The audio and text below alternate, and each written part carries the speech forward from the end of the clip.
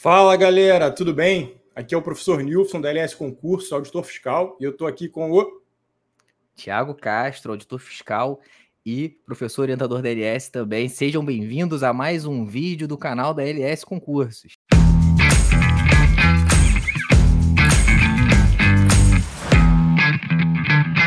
Hoje a gente vai tratar aqui de um tema polêmico. A gente vai levantar 5 pontos e vai dizer se cada um desses pontos é mito ou é verdade. A gente sabe que no mundo de concurso público tem bastante mito, tem bastante coisa que é dita, métodos revolucionários, inovadores são criados a toda semana. E a gente vai debater algumas dessas ideias aqui. E o interessante é que eu e o Thiago, a gente não combinou antes o que é mito e o que é verdade, não. A gente vai levantar os pontos aqui e se eu considerar que é verdade, eu vou fazer o joinha para cima, é verdade. Se eu achar que é mito, eu vou fazer o joinha para baixo. Thiago, mesma coisa. Vamos ver se a gente se entende em todos esses pontos aí, né, Thiago? Eu estou curioso para saber se a gente vai discordar ou se a gente vai concordar em tudo. Porque o mundo dos concursos tem muito mito, tem muita coisa que é falada, que é verdade, que não é, enfim.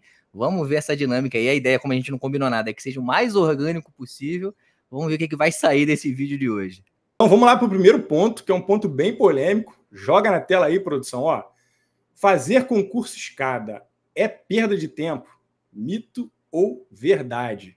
Vamos lá, Thiago, em 3, 2, 1, vai. Já começamos discordando. Já começou polêmica aqui o nosso vídeo, hein? Então o Thiago acha que fazer concurso escada é perda de tempo. Explica aí, Thiago. Cara, assim, deixa eu explicar o que eu acho perda de tempo. Porque existem duas situações muito claras da pessoa que está estudando para concurso. Aquela pessoa que tem condições, tem autonomia suficiente para já pensar, já seguir até o concurso final, aquele concurso que seria o concurso em que ela aposentaria as canetas, e há pessoas que realmente não têm essa autonomia, né? Que estão com a corda no pescoço, estão com uma remuneração que não consegue nem cobrir, de repente, os boletos que ela tem para pagar, está numa situação muito desconfortável na vida, no dia a dia, no trabalho, e precisa realmente pensar em uma escala no meio do caminho que seria um concurso escada. Então, separando essas duas situações, eu considero que o concurso escada seja, sim, uma perda de tempo para a pessoa que já tem autonomia suficiente, pode estar numa situação relativamente confortável, o trabalho ali do dia a dia dela permite que ela estuda com uma quantidade de horas razoável, o salário dela está pagando os boletos dela, por mais que muitas vezes ela até pense em conseguir alguma coisa mais rápida, alguma coisa que, né, já deu um primeiro sinal de uma vitória mais rapidamente, se ela seguir estudando para o ponto final, para o cargo fim, ela ganha tempo. Afinal, ela tem condições de seguir até lá. Tá? Então, para esse caso específico, que é o caso de muita gente que faz concurso escada, a pessoa acaba perdendo tempo se ela opta por fazer o concurso escada. Agora, óbvio, né? Se a pessoa realmente, na situação que eu falei, tá ali, poxa, numa situação mais vulnerável, com a corda no pescoço, precisando realmente de um concurso escada, aí faz total sentido. Ela tem que buscar o concurso escada para dali ela seguir estudando para o concurso final. Então, é polêmico, mas espera lá, há casos e casos. Na verdade, a gente concorda, a gente votou diferente aqui, mas a gente concorda na essência, né? Na verdade, eu acho que o concurso escada não é perda de tempo, desde que ele respeite 3 critérios que são muito bem estabelecidos. O primeiro critério é o critério da necessidade, foi o que o Thiago falou. Então, você precisa fazer um concurso. Você não pode aguardar para fazer aquele concurso maior, aquele concurso fim que você quer, e que é um concurso que normalmente vai levar um pouco mais de tempo, vai precisar de um pouco mais de paciência na preparação. Você está precisando de um emprego público para já, seja por conta da tua questão financeira ou pela tua rotina, que é muito difícil, aí você pretende buscar uma rotina um pouco mais tranquila para prosseguir nos estudos. Então, você precisa, é o critério da necessidade. O segundo critério é o da viabilidade. Então, não adianta fazer um concurso que vai ser mês que vem e você não tem rotina nenhuma para estudar, o concurso não é viável, né? Então, você só vai perder esse mês, vai desperdiçar esse mês estudando para uma coisa que não dá para fazer. E o terceiro critério é o da similaridade, ou seja, o concurso escada ele tem que ser mais ou menos parecido com aquilo que você está fazendo agora, né? Se você partir para um concurso totalmente diferente, estudar matérias totalmente diferentes, a chance de você só perder tempo é muito grande. Então, acredito que estudar para concurso escada não é perda de tempo, isso é mito, desde que esses critérios sejam muito bem enquadrados na tua situação. Perfeito. Beleza? Eu acredito que é perda de tempo, desde que você esteja enquadrado nas situações que o Nilson falou também. Concordamos discordando aí quase, né? Mas já começou polêmico. Vamos para o segundo ponto aí, que também é um ponto... um método bem revolucionário que a galera criou nos últimos anos aí. Vamos falar sobre ele. Segundo ponto, bota na tela a produção. Estudar por questões é furada só por questões, né? Então não vai fazer teoria, não vai fazer PDF. Estudar direto pelas questões. É furada? Mito ou verdade? 3, 2, 1, vai. Isso aí não tem jeito, né, Thiago? É verdade total. Esse é bem simples, pessoal. Assim, estudar por questões é muito mais confortável, lógico, né? Porque, poxa, é mais legal fazer questão do que ficar lendo um PDF, lendo a lei, né? É muito mais bacana lá, ficar clicando lá no site de questões e vendo o seu resultado. É muito mais bacana, muito mais envolvente, né? Porém, as questões, as bancas, elas são criativas. Elas não vão usar o mesmo modelo de questão, o mesmo conceito o tempo inteiro abordado da mesma maneira. Então, o que funciona em estudo para concurso é você saber o conceito. Se você souber o conceito, qualquer que seja a abordagem que a banca criar, até as bancas mais criativas, como a FGV, você vai saber alguma coisa ali para conseguir enquadrar e ter o mínimo de conhecimento necessário para a questão. Agora, se você só estuda por questões, você está pulando uma fase fundamental, que é a fase da construção da sua base conceitual. E aí você só vai conseguir repetir aquele modelo em questões muito parecidas, né? É como querer aprender a jogar futebol e você só vai aprender direto ali fazendo o mesmo movimento. Se o jogo tiver um movimento diferente, requerer de você um movimento diferente, você não vai conseguir fazer, porque você não sabe fazer nenhum dos outros fundamentos do futebol, né? Então, não faz sentido estudar só por questões, é furada total. É isso, ter a base conceitual é essencial para a próxima fase, que é a fase da aplicação. A aplicação, fazer questões, é essencial, é uma etapa fundamental do processo de estudar para concurso, mas é uma fase que é posterior à fase da construção dessa base. Para que você tenha uma aplicação que realmente faça sentido e faça você evoluir, você tem que ter minimamente uma base para que isso ocorra. O que acontece é que esse mito ele acabou ficando muito difundido no mundo dos concursos, porque muita gente aprovada, muitos aprovados em concursos públicos, começaram a vender essa ideia porque eles estavam com um viés um pouco descorrelacionado da realidade. Por quê? Porque eles perceberam, né? A pessoa acabou de ser aprovada e percebeu que o maior crescimento, que ele começou a crescer de fato nos desempenhos e no entendimento, no estudo, quando ele começou a fazer só questões. E aí ele começa a pensar, ora, se eu tivesse feito só questões desde o início, então eu teria acelerado o meu processo. Talvez eu tivesse sido aprovado mais rápido, porque o meu maior crescimento foi quando eu comecei a fazer só questões. Só que ele esquece que para que esse crescimento pudesse acontecer, e ele pudesse chegar nessa fase do maior crescimento na aplicação, de começar a fazer só questões, para que isso pudesse acontecer antes, ele fez o que ele tinha que fazer, que era a base conceitual, a base teórica. Então, quando ele se descola, né, desse processo, ele olha só para a fase final do processo dele, ele é levado a pensar que, então, o ideal era ter feito só questões. Mas não, antes ele precisou fazer a base, e foi isso que permitiu que ele pudesse evoluir na última fase. Então é isso, né, Nilson? Fazer questões é essencial, mas só questões, pelos motivos que o Nilson explicou também muito bem, não faz muito sentido. É isso, e assim, pessoal, só um parêntese, porque sempre vai ter a história de que o tio do vizinho, do sobrinho do papagaio passou estudando só por questões. Sempre vai ter uma história de todos os casos possíveis e inimagináveis de métodos utilizados.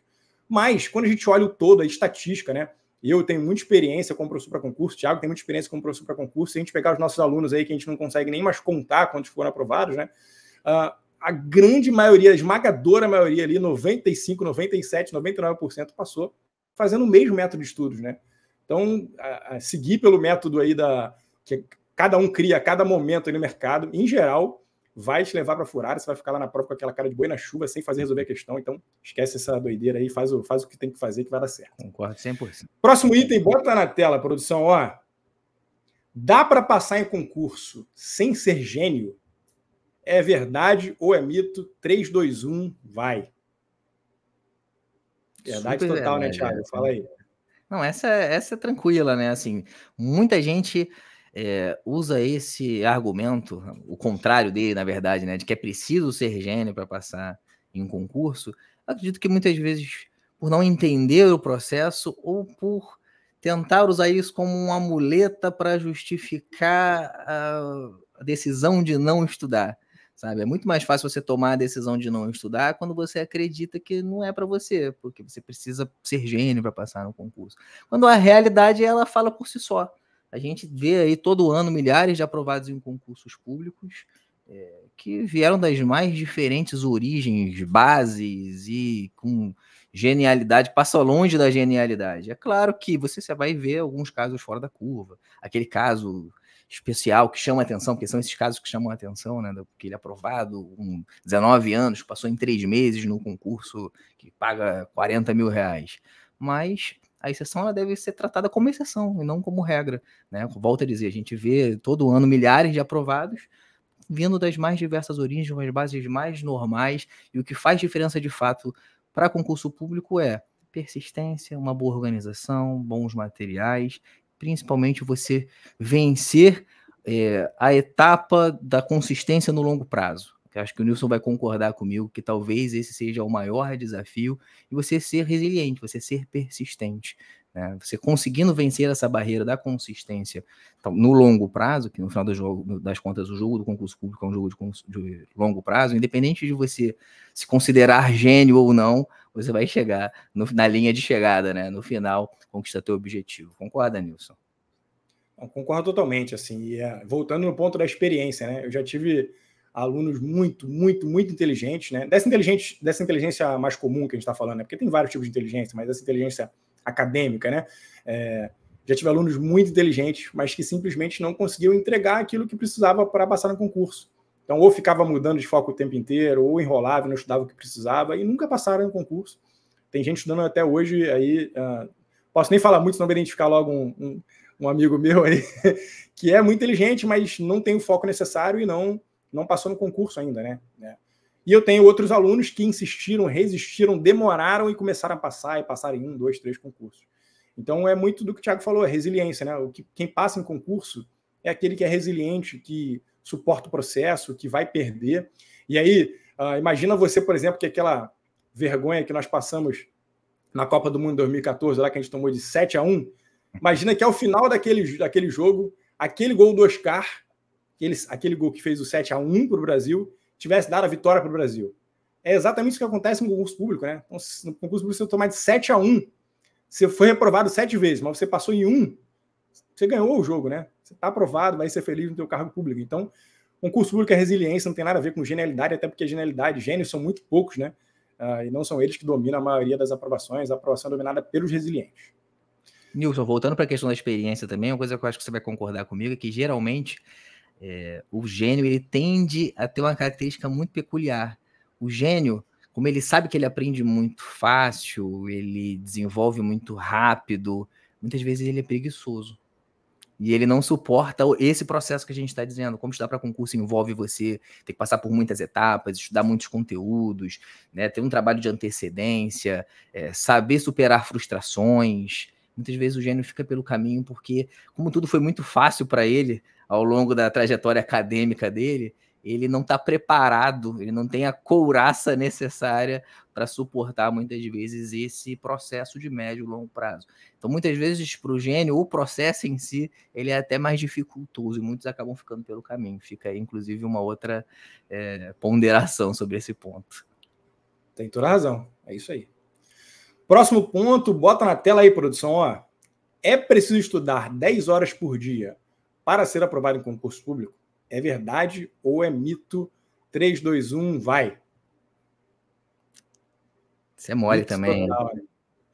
Mito total, até porque se precisasse, eu não teria passado. Nunca estudei 10 horas por dia, nem no meu pós-digital. A gente tem a rotina nossa hoje, na nossa vida, muito corrida, né? A gente tem muita coisa para fazer, então... E até o corpo, assim, acho que é difícil... poucos casos que eu vi nesses meus muitos anos como professor, eu vi alguém que aguenta aí por muito tempo, 10 horas tudo por dia, né? É muito difícil isso pra gente, então não é estatisticamente nem de longe a galera que passa em concurso de 10 horas por dia. O que você precisa é, das horas que você estuda, estudar corretamente, estudar com eficiência, né? Se você, às vezes, tem 5 horas para estudar no teu dia, você consegue estudar mais do que quem tem 10. Às vezes você tem 3 horas para estudar durante o teu dia e vai conseguir estudar mais do que quem tem 8. Porque você está estudando com foco e com eficiência, né? Perfeito. Não é o quanto você estuda, mas o como você estuda, né?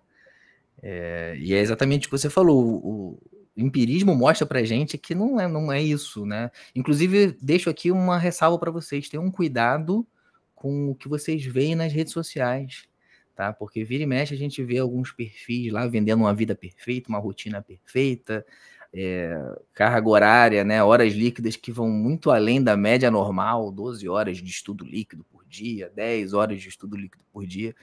E muitas vezes a gente está do lado de cá, a gente está vendo que não é bem a realidade, né? A realidade ela é outra.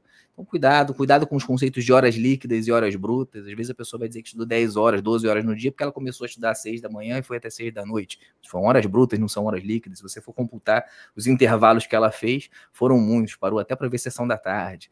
Então, cuidado, tá? A realidade ela é diferente.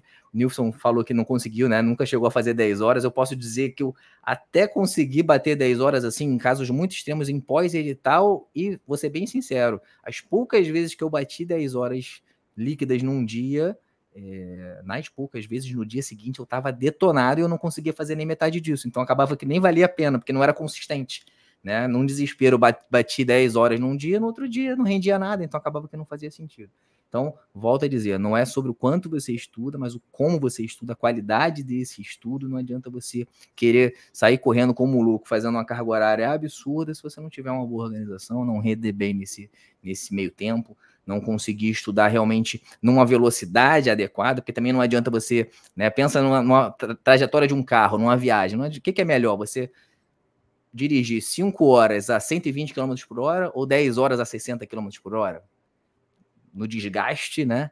10 horas a 60 km por hora é pior. Então, tudo isso no cômputo final mostra pra gente que é como você estuda, com organização, qualidade, que vai levar você até a tua aprovação. É isso, mas cabe fazer um alerta, pessoal, não dá para se iludir.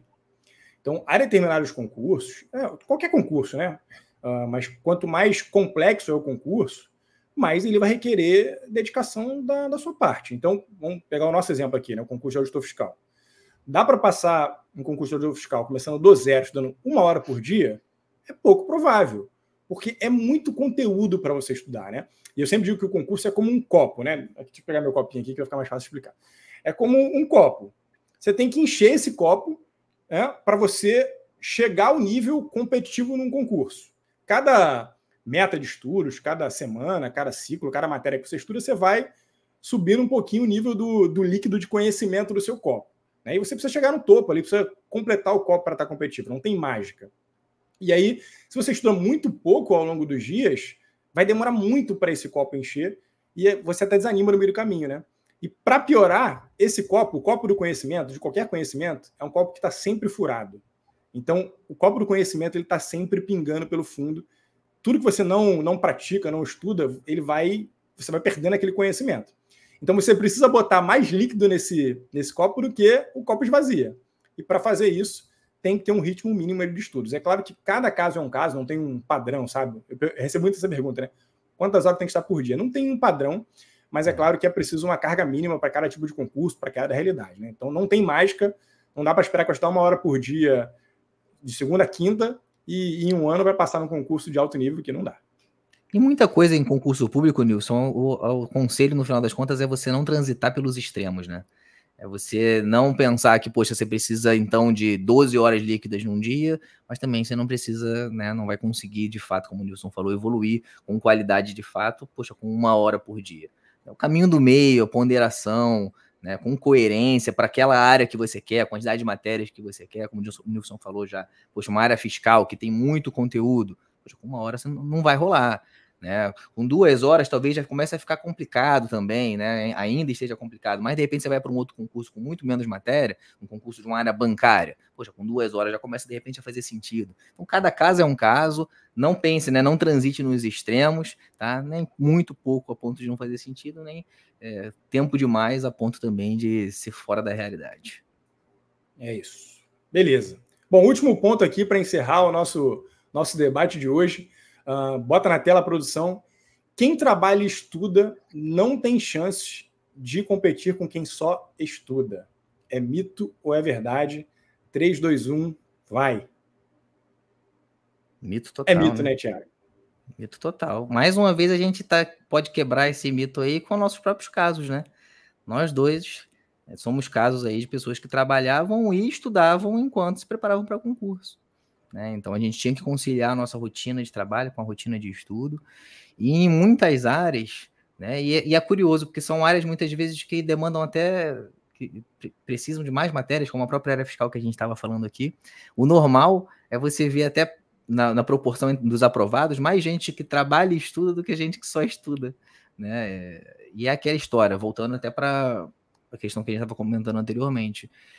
Não é sobre o quanto você estuda, é o como você estuda. E às vezes a fato da pessoa ter uma rotina mais apertada faz com que ela valorize ainda mais o tempo que ela tem, né? Consiga se organizar melhor dentro daquela disponibilidade de tempo que ela tem. É claro que existem extremos, como a gente comentou quando a gente falou do concurso escada. Tem casos de pessoas que estão trabalhando, que moram muito longe do trabalho, né? 2 horas para ir, 2 horas para voltar, tem uma rotina ainda em casa com cuidar de filho, cuidar de casa, e muitas vezes o tempo que vai sobrar para ela é muito pouco. Numa situação como essa, aí sim pode fazer sentido, de repente, ela pegar um concurso com menos matérias, para pensar no concurso escada. Olha como as perguntas aqui vão se interligando, né? Dentro do que a gente falou, por isso que a gente deixou essa para o final, inclusive. Mas, dependendo do caso, ela vai ter que fazer uma opção por um concurso mais enxuto, talvez, mas não vai inviabilizar ela de pensar em concurso público, já que a gente está falando de concurso público em geral aqui. Não é o fato dela, muitas vezes, ter pouco tempo que vai fazer com que ela tenha que não possa competir com quem só estuda, mesmo que ela tenha pouco tempo. E para aquela pessoa que trabalha e estuda, mas que, poxa, muitas vezes tem disponibilidade pelo menos ali de umas 4 horas por dia, cara, já dá para pensar em concurso grande de boa, claro, entendendo que é um processo médio, longo prazo, como eu já falei também, mas dá para competir se souber aproveitar bem o tempo que tem, que é a proposta que a gente está passando aqui, né? Inclusive, deixa aqui o convite para quem não conhece o trabalho da LS Concursos. O nosso objetivo é exatamente esse: organizar a tua vida de estudo para concurso, trazendo para você um planejamento detalhado com tudo que você precisa fazer, acompanhamento de um professor orientador. Eu e o Nilson aqui somos professores orientadores da LS, que vai acompanhar toda a tua trajetória, analisar seus desempenhos, fazer os ajustes que forem necessários, te direcionar até a véspera, até o dia da tua prova, para você ser aprovado. Então essa é a nossa proposta. Então, voltando, para a pessoa que trabalha e estuda, ter uma boa organização, um bom planejamento e uma mentalidade de médio e longo prazo é o que vai fazer a diferença. Não tem nada que desabone, nada que faça com que o fato de você estudar impeça de você competir com quem só estuda. E concorda comigo, Nilson? Tem que concordar, porque se fosse assim eu não teria passado, né? Eu já trabalhava, já tinha 2 filhas bem pequenininhas. Eu entendo a preocupação, né? Era a minha preocupação também. Eu falava, caramba, como é que eu vou competir com um garoto, a menina lá que não tem uma samambaia para botar uma água, não tem uma criança com febre de madrugada, não tem o Mundo Bita tocando ao fundo ali dos estudos, né? Como é que eu vou competir com eles, né? Mas assim, a minha experiência mostra, tanto a minha experiência como aluno e aprovado, como professor, mostra que isso, no final, se equilibra muito pelo senso de responsabilidade, né? Então, quando eu estava ali estudando, eu pensava, bom, eu tenho que aproveitar meu tempo de estudos, porque eu não estou lá na sala com minha filha, vendo o Mundo Bita com ela, não estou levando ela na escola, estou aqui estudando. Então, eu tenho que aproveitar bem esse tempo.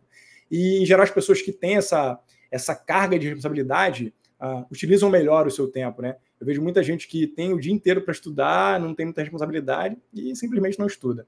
Então, isso dialoga com o que a gente falou anteriormente. Dá para fazer sim, dá para passar. Claro que sempre vai requerer resiliência em qualquer caso, seja de quem só estuda, ou de quem trabalha, estuda, ou de quem tem família, em qualquer caso vai requerer resiliência, mas para quem tem mais responsabilidade, casa para administrar, trabalho, vai requerer ainda mais, mas é possível e nós somos exemplos disso. E como o Thiago falou, se você não sabe como é que vai fazer isso, como é que faz para seguir nesse processo, faz como eu, como o Thiago, simplifica, vem para a LS, aqui a gente vai resolver tudo para você.